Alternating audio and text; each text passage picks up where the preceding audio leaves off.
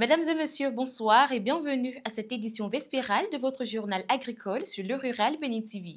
Nous sommes le mercredi 22 juillet 2026 et c'est avec plaisir que nous vous retrouvons pour cette nouvelle livraison d'informations agricoles. Tout de suite, les titres. Au sommaire, l'insémination artificielle, bien connue chez les humains, est également pratiquée chez les animaux. Nous vous emmenons à la découverte de cette technique et de ses avantages pour améliorer la fertilité des œufs dans les élevages de pintade. Direction ensuite les champs de tomates où les pertes post-récolte restent une préoccupation pour les maraîchers. Comment mieux organiser la production et éviter que les récoltes ne finissent en perte? Nous vous donnerons quelques éléments de réponse. Notre dossier du jour s'intéresse à un problème souvent gênant, mais parfois révélateur d'un problème de santé, la mauvaise haleine. Quelles en sont les causes et comment la prévenir? Des experts vous en diront plus dans ce 19h30. Et pour terminer, nous ferons le point sur les principales actualités du monde agricole hors de nos frontières.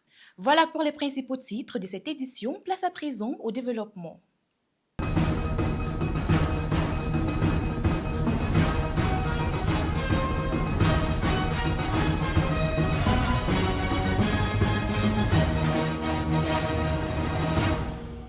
Un nouveau bonsoir à toutes et à tous. Une nouvelle journée s'achève et apporte son lot d'actualités agricoles que nous avons le plaisir de partager avec vous, chers internautes. Mais avant de plonger dans l'actualité, intéressons-nous à ce que réserve Dame Nature aux populations de Savalou et de Tanguita pour la journée de demain. Pour ce jeudi à Savalou, la matinée s'annonce très nuageuse avec quelques éclaircies. La température affichera 22 degrés Celsius, mais le ressenti grimpera à 25 degrés Celsius en raison d'une forte humidité. Le vent soufflera à 10 km par heure, avec des rafales pouvant atteindre 20 km par heure. De courtes averses restent possibles avec un risque de pluie estimé à 35%. En soirée, le ciel restera chargé avec de faibles averses intermittentes. Le thermomètre indiquera 24 degrés Celsius, ressenti 26 degrés Celsius. Le vent se renforcera légèrement à 15 km par heure avec des rafales de 25 km par heure. L'humidité élevée favorisera un risque de brouillard, tandis que les averses deviendront plus rares. Le risque de pluie est évalué à 50%. La journée du jeudi à Tanguieta s'annonce très nuageuse avec une tendance orageuse. En matinée, des averses aux pluies orageuses sont attendues. La température sera de 24 degrés Celsius avec un ressenti de 26 degrés Celsius dû à l'humidité. Le vent soufflera à 10 km par heure accompagné de rafales pouvant atteindre 25 km par heure et localement plus de 80 km par heure. Quelques averses faibles sont possibles. En soirée, le ciel restera très nuageux avec une tendance orageuse persistante. Le thermomètre affichera 25 degrés Celsius, ressenti 29 degrés Celsius. Le vent sera calme, mais des rafales de 20 km par heure sont prévues. L'humidité élevée favorisera la formation de brouillard et des averses ponctuelles pourraient survenir. Le risque de pluie est évalué à 35%. Hier, mardi 21 juillet 2026, s'est tenue à l'hôtel Majestic de Fidjrosset la cérémonie de lancement officiel de la mission conjointe de supervision du projet d'appui au développement du maraîchage PATMAR, conduite par le gouvernement du Bénin et le Fonds international de développement agricole FIDA au titre de l'année 2026. Cette rencontre a réuni les différents acteurs autour d'un bilan des activités déjà mises en œuvre dans le cadre du projet.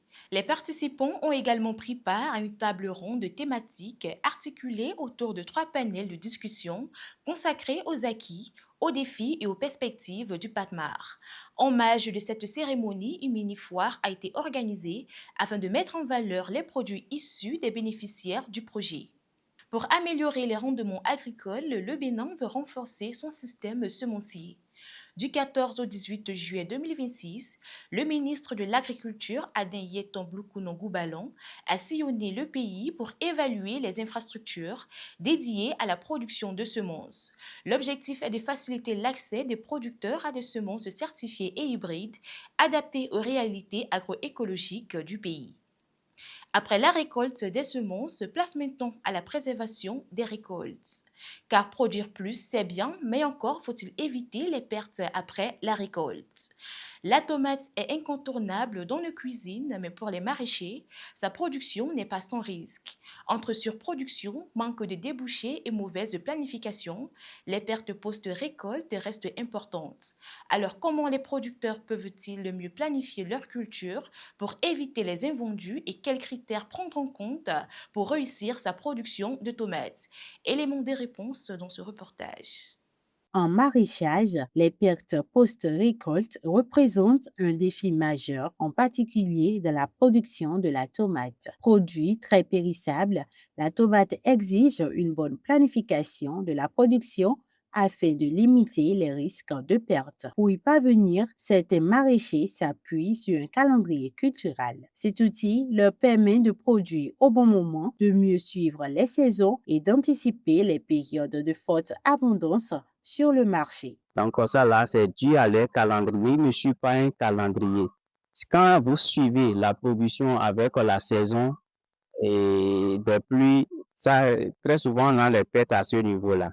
Donc, si c'est au niveau du maraîchage, on définit un calendrier parce qu'on sait la durée de chaque culture et on calcule là où ça doit sortir pour qu'on puisse réaliser un bon profit. Au-delà du calendrier, le marché d'écoulement reste un facteur déterminant. Chaque année, de nombreux producteurs investissent dans de vastes superficies sans avoir sécurisé des débouchés, une situation qui entraîne souvent des invendus et d'importantes pertes après la récolte. Je travaille d'abord sur le marché avant la production même.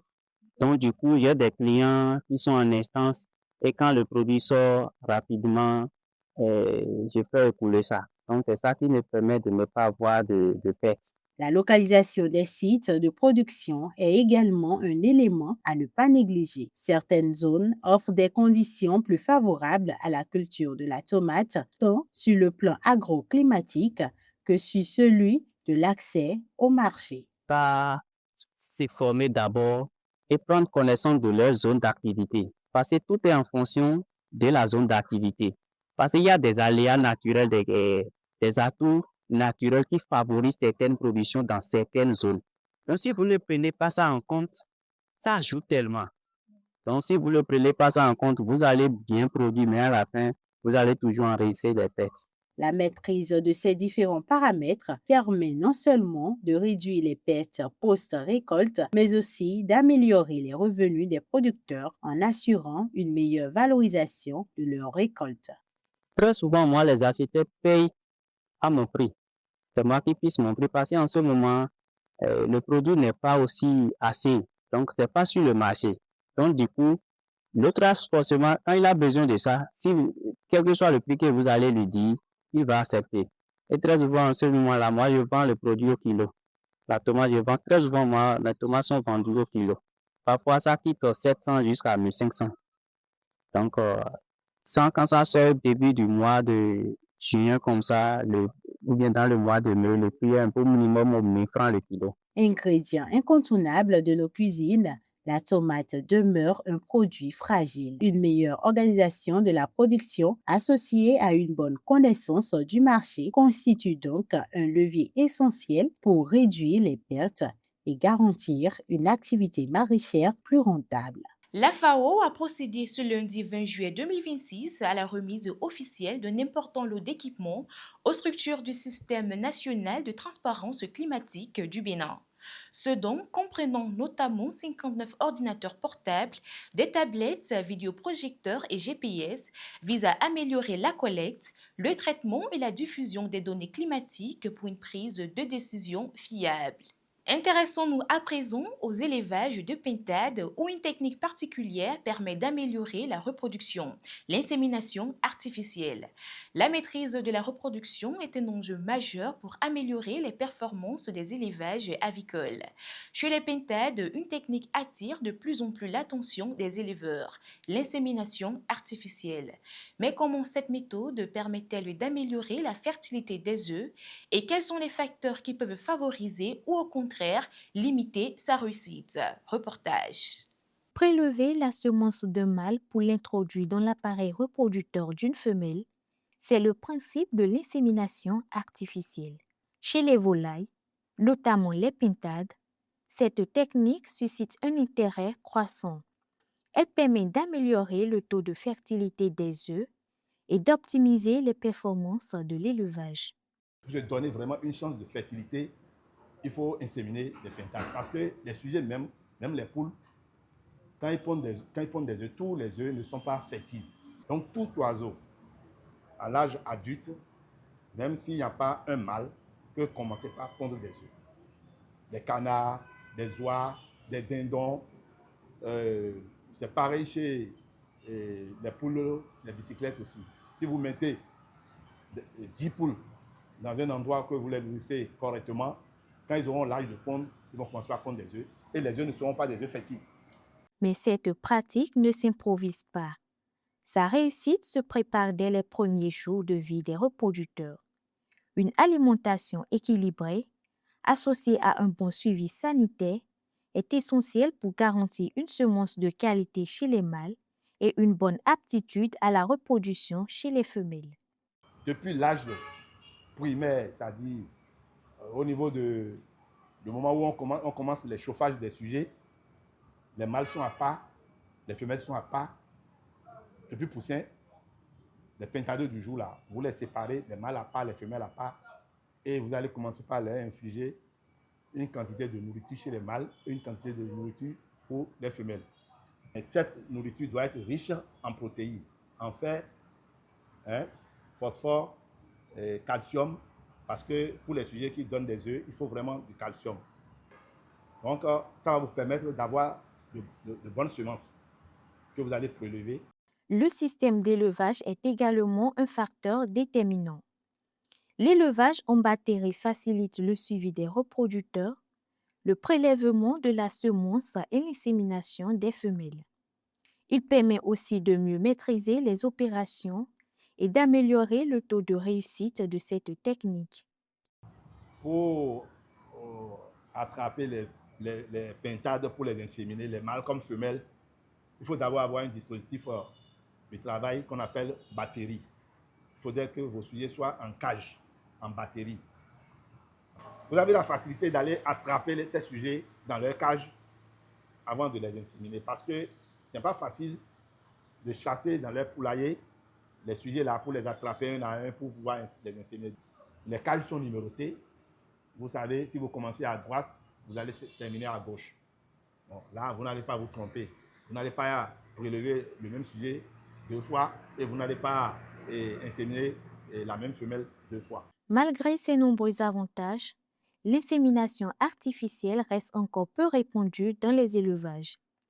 Le coût du matériel, des équipements spécialisés et de la formation nécessaire constitue un frein pour de nombreux producteurs.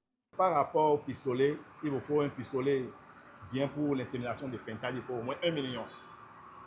Et avec les pipettes et les accessoires aujourd'hui. Et maintenant, il y a un liquide qu'on appelle le liquide inséminatif. Des ampoules. Ça ne coûte, il n'y a pas une grande quantité, mais ça coûte au moins 1 000 € un carton. En améliorant la fertilité des œufs et la gestion des reproducteurs, l'insémination artificielle représente une opportunité pour moderniser les élevages. Bien conduite, elle représente un véritable levier pour améliorer les performances de reproduction et la rentabilité des élevages de pintades. Un financement de 100 millions d'euros est mobilisé pour donner un nouvel élan aux PME béninoises avec un accent particulier sur le coton, le soja et l'anacarde. 70% de cette enveloppe seront injectés dans ces 3 filières pour faciliter l'accès au financement, développer la transformation locale et renforcer la compétitivité des produits béninois. L'initiative prévoit également un appui à l'entrepreneuriat féminin pour favoriser une croissance plus inclusive. Au quotidien, certains problèmes de santé peuvent passer inaperçus, mais leurs signes sont parfois bien visibles. Un simple problème d'haleine peut parfois en dire long sur notre état de santé. Souvent banalisé, la mauvaise haleine peut pourtant avoir différentes causes et devenir une véritable source de gêne au quotidien. Mais d'où vient réellement la mauvaise haleine et surtout, quelles habitudes adopter pour s'en débarrasser et préserver sa santé bucco-dentaire? Élément des réponses dans ce reportage. Silencieuse mais loin d'être anodine, la mauvaise haleine représente un véritable problème de santé publique. Souvent source de gêne dans les relations sociales, elle peut aussi révéler un problème de santé. La mauvaise haleine fait partie des problèmes de santé publique. L'haleine, c'est l'air que rejettent les poumons à l'expiration. L'air est composé, est riche en vapeur d'eau et riche en gaz carbonique. Donc la mauvaise haleine, comme le nom le dit, c'est communément appelé aussi halitose. C'est l'haleine qui n'est pas agréable, qui repousse. La mauvaise haleine peut avoir plusieurs causes. Les bactéries présentes dans la bouche en constituent toutefois le principal facteur. Les véritables causes de la mauvaise haleine, ce sont les bactéries qui dégradent les protéines et ça libère des composés sulfureux, malodorants. Donc le siège de ces bactéries, c'est la langue. Mais la mauvaise haleine ne provient pas uniquement de la bouche. Certaines maladies en général, notamment le diabète ou encore les affections du foie, peuvent également en être à l'origine. Il y a des maladies d'ordre général telles que le reflux gastro-œsophagien. C'est le fait que une fois que la personne s'alimente, son estomac n'arrive pas à contenir le contenu de l'estomac et le repas peut remonter alors qu'il est en cours de digestion. Il permet de percevoir par la cavité buccale une mauvaise odeur. C'est l'une des causes. À côté de cette cause, on a les problèmes liés au fonctionnement du foie, quels qu'ils soient, qui peuvent donner aussi une mauvaise haleine. Face à cette situation, les spécialistes recommandent l'adoption de bonnes habitudes alimentaires. Il y a des aliments qui nous donnent la mauvaise haleine. L'ail, l'alcool, le tabac, l'oignon. Si on prend régulièrement ça, et on ne se brosse pas, là, il y aura la mauvaise haleine. Vous voyez? Donc il faut limiter. Hein. On ne peut pas dire qu'on ne peut pas manger, on va manger. Mais on peut se passer du tabac aussi, on peut se passer de l'alcool. Puisque l'alcool sèche la muqueuse. Dès que ça sèche la muqueuse, la salive n'arrive plus à se produire, les glandes ne produisent plus la salive correctement et la mauvaise haleine s'installe. Au-delà de l'alimentation, certaines habitudes du quotidien méritent également d'être corrigées pour prévenir efficacement ce problème. Vous êtes brossé la veille, le matin vous vous réveillez, vous pouvez manger. Et c'est après le petit déjeuner que vous allez vous brosser. Mais généralement, c'est le contraire qu'on fait. Ça veut dire que nous devons nous brosser les dents au moins 3 fois par jour, après chaque grand repas. Une bonne hydratation est aussi essentielle. Boire suffisamment de l'eau permet de maintenir une bouche bien hydratée et contribue à lutter contre la mauvaise haleine. Boire suffisamment de l'eau parce que ceux qui ne boivent pas suffisamment d'eau ont très peu de salive dans la bouche alors que la bouche est un milieu qui permet de produire la salive et aussi contient des microbes qui sont issus de l'air que nous respirons. Il faut boire assez d'eau pour stimuler les glandes salivaires. C'est la salive qui fait le nettoyage naturel. Si vous ne buvez pas d'eau, ce nettoyage naturel ne suffira pas et on aura la mauvaise haleine. Prévenir la mauvaise haleine passe également par des consultations régulières chez le dentiste. Hors de nos frontières, le 20 juillet 2026 à Ouagadougou, le SILS et l'IFDC ont réaffirmé leur engagement commun en faveur d'une gestion durable des terres, un enjeu majeur pour la sécurité alimentaire au Sahel et en Afrique de l'Ouest. Les deux institutions ont convenu de développer des formations spécialisées, de co-concevoir des projets innovants et de partager des données et technologies pour améliorer la fertilité des sols. Le ministre ivoirien de l'Agriculture, Bruno Nabani Koné, a visité dimanche des sites de production vivrière à Kouto, où il s'est informé sur les initiatives d'accompagnement des productrices. Le projet, qui couvre notamment le piment, le concombre, le gombo et la tomate, prévoit l'extension des serres de 10 à 30 sur une superficie de 5 hectares. Une initiative qui s'inscrit dans la volonté du ministre de promouvoir une agriculture vivrière moderne, productive et créatrice de revenus. Pour finir ce tour d'horizon, en mission au Sri Lanka, un pays situé au sud-est de l'Inde, une délégation du ministère guinéen de l'Agriculture conduite par le secrétaire général Oumar Bari a visité plusieurs plantations ainsi que des unités de transformation de palmiers à huile et d'EVA. L'objectif de cette mission est de s'inspirer de ces bonnes pratiques pour accompagner la modernisation de la SOGIPA et renforcer la compétitivité du secteur agro-industriel guinéen. Sur place, les échanges ont surtout porté sur les méthodes de production modernes, la valorisation de la biomasse, l'économie circulaire et la gestion durable des ressources. C'est la fin de cette édition de votre journal sur le Rural Bénin TV. Merci de nous avoir suivis et rendez-vous vendredi prochain à la même heure pour une nouvelle édition. Très bonne suite de soirée en compagnie de nos différentes productions sur la télévision officielle du monde agricole.